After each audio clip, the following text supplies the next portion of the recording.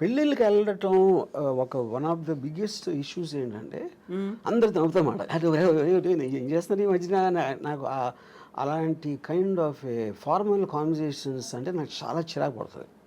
అందుకని అలాంటి ఈవెంట్స్కి వెళ్ళను నేను ఎప్పుడు. నేను పెళ్ళిళ్ళకి అదే చావులు కూడా వెళ్ళను. సేమ్ పెళ్ళిళ్ళకి చావులకి రెండు ఒకటే నా దృష్టిలో. చావుల్లో కూడా అందరూ మాడిమోహం పెట్టుకుని ఎలా పోయారు ఏంటో అసలు ఇప్పుడు అనుకోలేదండి ఈ డైలాగులు అన్నీ అనాలి. సేమ్ స్టాండర్డ్ డైలాగ్స్ ఉంటాయి. అందుకని ఈ రెండు పెళ్ళిళ్ళకి చావులకి ఎప్పుడు వెళ్ళాం. స్ట్రాంగ్ స్టేట్మెంట్ కదా. సాంగ్ అంటే నాది నా ఫీలింగ్ అది.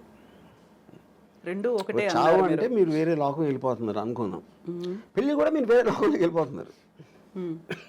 సో పెళ్ళి చావు రెండు ఒకటే అనడం అనేది అంత ఈజీ కాదు కదా. ఈజీగా కష్టం కాదు కదా, అది నేను అనుకునే ట్రూత్. అది పెళ్ళి అనేది మీ ఫ్రీడమ్ కోల్పోయి ఒక జైలుకి వెళ్తున్నారు. ఇక్కడ కూడా మీ లైఫ్ బతికే ఫ్రీడమ్ కోల్పోయి చచ్చారు. ఆ రెండింటికి సిమిలారిటీ ఉందా అనేది నా బిలీఫ్. అది సో ఇలా మాట్లాడడం బ్యాడ్ కావచ్చు, కాకుంటే రాము గారితో మాట్లాడవచ్చు. వాట్ ఇఫ్ ఎండ్ స్టేజ్ రాము గారు ఎలా ఉండాలనుకుంటున్నారు, ఏం జరగాలి, ఎలా ఉంటే బాగుంటుందని?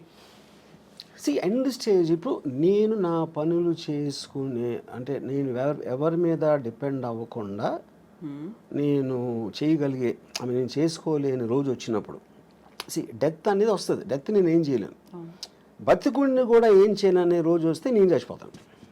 ఎందుకంటే I want to see what happens in the next after the death. Yeah ఎలా? I have my ways. మీరే చచ్చిపోతాను అంటే yeah I will see the most least painful death ఏంటనేది అది రీసెర్చ్ చేసి నాకు ఆల్రెడీ ఉన్నాయి నా దగ్గర ఐడియాస్. అంతే. ఎందుకంటే యూ డోంట్ నీడ్ లివింగ్ అనే పర్పస్ లేదు. If you are not able to do what you want to do అప్పుడు బతకలేదు ఎందుకు అసలు? ఊరికే చెట్టులాగా హాస్పిటల్ బెడ్ మీద ఉంటాం, అదే కదా point. You know, so if you are not enjoying your life you have no reason to live. ఇది ఇంకొక ఎక్స్ట్రీమ్ కదా, చాలా ఈజీగా పోవచ్చు, లేకుంటే ఇలాంటి పెయిన్ఫుల్ అనేది లేకుండా. ఎక్స్ట్రీమ్ అనేది ఉండదు, ఎవరి థాట్ అలా ఉంటుంది. మీకు ఎక్స్ట్రీమ్ అయింది అనేది నాకు చాలా న్యాచురల్ అనుకోవచ్చు. Extreme is by definition is one persons perspective another person, అంతే కదా. ఎక్స్ట్రీమ్ అంటే ఇప్పుడు మీ దానికి ఉన్న దానికన్నా ఇంకా ఎక్కువ డీపర్ ఇంటెన్సిటీతో నమ్ముతూ ఉంటే అది ఎక్స్ట్రీమ్ అవుతుంది. ఇప్పుడు టెర్రరిస్ట్ ఉన్నాడు, ఎక్స్ట్రీమ్ అని ఎందుకు అంటాం ఎక్స్ట్రీమిస్ట్ అని? వాడి కోపాన్ని అంత నిర్వహించబడుతున్నాడు, చంపేస్తున్నాడు, బాంబులు పెడుతున్నాడు. అది మీరు చేయరు. మీరైతే మా అయితే తిడతారు, మా అయితే కొడతారు, లేకపోతే మా అయితే అరుస్తారు. వాడు దానికి వెళ్తున్నాడు. ఇలాంటితో వర్కౌట్ అవ్వని వాడు నమ్ముతున్నాడు. కానీ ఎక్స్ట్రీమిస్ట్ ఎవడు వాడు ఎక్స్ట్రీమిస్ట్ అనుకోడు కదా, వాడు నమ్ముతూనే చేస్తున్నాడు అది. యా. సో పెయిన్లెస్గా ఉండాలి, ఈజీగా స్మూత్గా ఉండాలి అంటే రీసెర్చ్ చేస్తున్నారు. యా యా యా అందులో సూసైడ్ కూడా ఉందా? సూసైడ్ అని కావాలి కదా, లేకపోతే మీరు ఇన్ఫ్లిక్టింగ్ ఆఫ్ పెయిన్లెస్ అనేది మీరు అనుకునే పర్పస్కి ఎంత సింప్లిస్టిక్గా ఎంత స్మూత్గా జరగాలని చూస్తారు. అది బిజినెస్ అవ్వచ్చు, లేకపోతే any decision you are making, you want to make the effort lesser to get the maximum result. అప్పుడు డెత్ అనేది మీకు రిజల్ట్ కావాలి అనుకున్నప్పుడు డెత్లో ఒక పెయిన్ ఆస్పెక్ట్ అనేది ఎంతో కొంత ఉంటుంది. మేబీ ఆ ఎంతో కొంత దాన్ని రెడ్యూస్ చేయడానికి you will use your knowledge and your thinking. Yeah. So ఎప్పుడు నేను ఆ లాస్ట్ స్టెప్ తీసుకోవాలి అనేది ఏ స్టేజ్లో డెసిషన్? చెప్పాను కదా, when I can't do, when I have to depend on somebody else, that is the last stage for me. Yeah, it is not about the age. ఇప్పుడు suppose నాకు ఇప్పుడు మీ స్టూడియోకి ఇంటర్వ్యూకి వచ్చాను, ఇప్పుడు వెళ్తా ఒక యాక్సిడెంట్ అయిపోయి నా కాళ్ళు పోయినాయి అనుకోండి for example. So I might do it now only. లేదా నాకు 80 years 90 years వచ్చినా కూడా నేను ఇంకా చేయగలుగుతున్నాను అంటే I might not do it. So the point is not about the age, it's about your ఫెయిలబిలిటీ.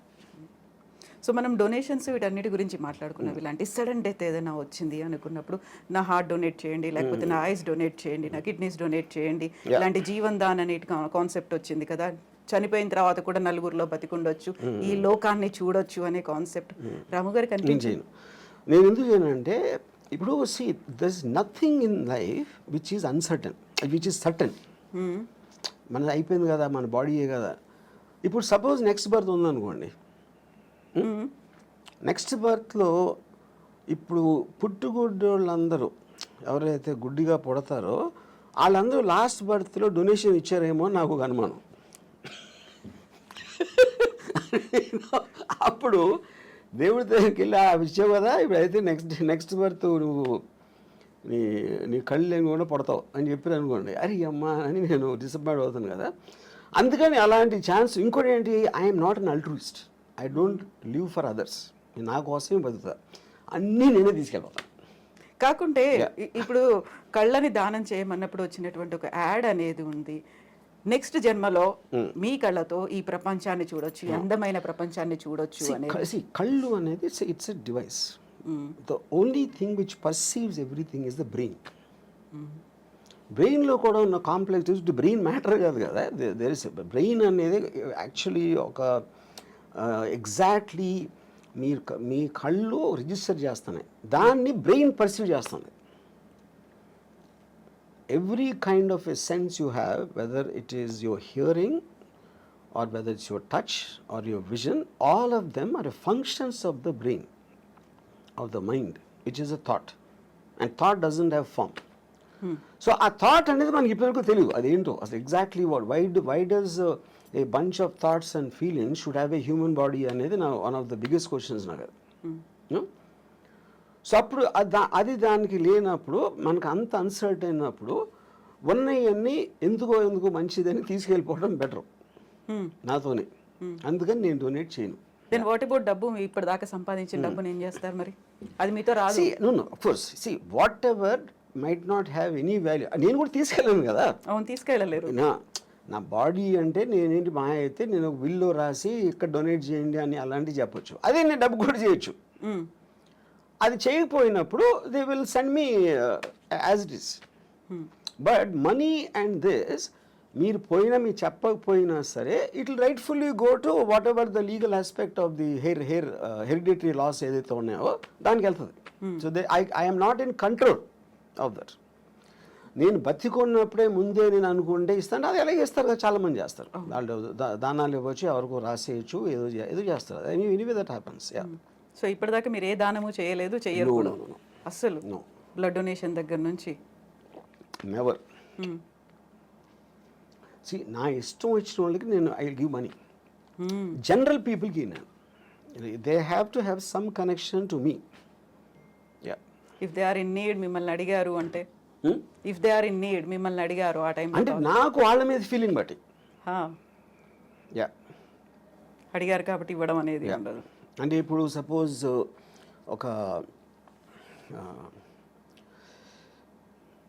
అంటే ఇప్పుడు డొనేషన్ ఎప్పుడు మీరు ఒక వికలాంగులు లేకపోతే పేదలు లేకపోతే మన ఏమంటారు దాన్ని ఎయిడ్స్ అంటే ఎయిడ్స్ వచ్చినప్పుడు చెప్తున్నాను. అంటే I'm just what ever comes to my memory. అలాంటి ఆస్పెక్ట్స్లో ఎందుకంటే ఒక జాయిలు ఉండాలి, ఒక ప్రజలకు సేవ చేసే. ఇప్పుడు నేను సేవ చేసేది కేవలం అందమైన అమ్మాయిలకి. ఇప్పుడు నేను ఒక పర్టికులర్ టైంలో నేను ఒక అమ్మాయి నేను మాట్లాడుతూ ఉంటే, అమ్మాయి ఢిల్లీ నుంచి వచ్చింది. తను ఆప్ పార్టీ మన కేజ్రీవాల్ అరెస్ట్ గురించి మాట్లాడతాను. నేను వేసుకున్న డ్రెస్సు చాలా అందంగా ఉన్నావు, నేను అది అనుభవిస్తున్న టైంలో నువ్వు కేజ్రీవాల్ అరెస్ట్ గురించి మాట్లాడతావు. అలా కేజ్రీవాల్ నాకు సంబంధమే లేదు. అప్పుడు ఆ టాపిక్ మూలాన నేను ఆనందించే ఆస్వాదన తగ్గిపోతుంది, అది డిస్టర్బ్ చేస్తుంది. అప్పుడు నీకన్నా కేజ్రీవాల్ నాకు ఎందుకు ఇష్టం అవ్వాలి, నువ్వెందుకు అనుకుంటున్నావు నాకు చెప్పాను. ఇప్పుడు ఇక్కడ పాయింట్ ఏంటి, she is concern about Kejriwal లేకపోతే ఢిల్లీ పబ్లిక్ ఏమవుతారు, బీజేపీ వాళ్ళు ఏదో మోసం చేస్తున్నారు, బీజేపీ వాళ్ళు కొట్టబానుతున్నారు, ఇది అది అని చెప్తే నాకు బీజేపీ సంబంధం లేదు, కేజ్రీవాల్ లేదు, ఢిల్లీ ప్రజలు కూడా లేదు, కానీ నువ్వంటే ఉంది. అప్పుడు ఎవరి మీద నాకు ఇష్టం, మీకు వికలాంగ ఇష్టం అన్నప్పుడు నాకు అందమైన అమ్మాయి ఇష్టం. I'm just trying to give an example. So అప్పుడు నేను ఒక అమ్మాయి అందాన్ని కెమెరాలో బంధించడానికి నేను లక్షలు ఖర్చు పెడతాను. అదే లక్షలు వాళ్ళకి ఇవ్వచ్చు కదా, స్కూల్ కట్టేసేది కదా అంటే నేను చేయను. ఎందుకంటే I'm getting happiness out of that.